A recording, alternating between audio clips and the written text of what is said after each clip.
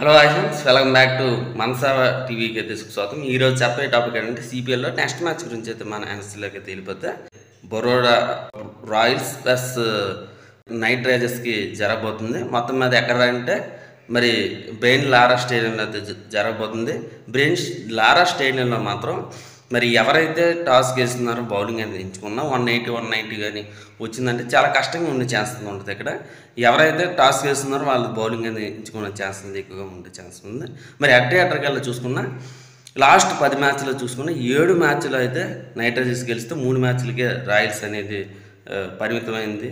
మరి ఇక్కడ రాయల్స్ మరి బ్యాటింగ్లో బౌలింగ్లో చూసుకుని బ్యాటింగ్ అయితే పర్వాలేదు, కానీ బౌలింగ్లో అయితే కొంచెం వీక్గా అయితే నాకు అనిపించింది. ఇక్కడైతే డీకాక్ కానీ మరి రోథర్ఫర్డ్ కానీ మరి పావల్ కానీ వీళ్ళందరూ కూడా మంచి ఫామ్లో అయితే ఉన్నారు. బ్యాటింగ్లో బౌలింగ్లో అయితే కాస్త వీక్నెస్గా నాకైతే మరి కనిపిస్తుంది. అదైతే చూసుకుంటే చాలా మంచిది. నైట్ రైడర్స్కి అయితే బ్యాటింగ్లో చాలా బలంగా ఉంది, బౌలింగ్లో కూడా చాలా బలంగా ఉంది. మరి పోలార్డ్ కానీ బ్రావో కానీ మరి చేజ్ కానీ పొరాన్ కానీ రసూలు కానీ చాలా గట్టిగా ఉన్నారు. కొంచెం ముర్రే కానీ వీళ్ళందరూ చూసుకుని చాలా హార్డ్ హిట్టింగ్ చేసే వ్యక్తులుగా మనం చెప్పాలి. చాలా బలంగా అయితే ఉందని మనం చెప్పాలి. ప్రస్తుతానికి అయితే విరివర్గాలకి బలబల చూసుకున్న నైట్ రైడర్స్కి ఎక్కువగా బలంగా ఉంది.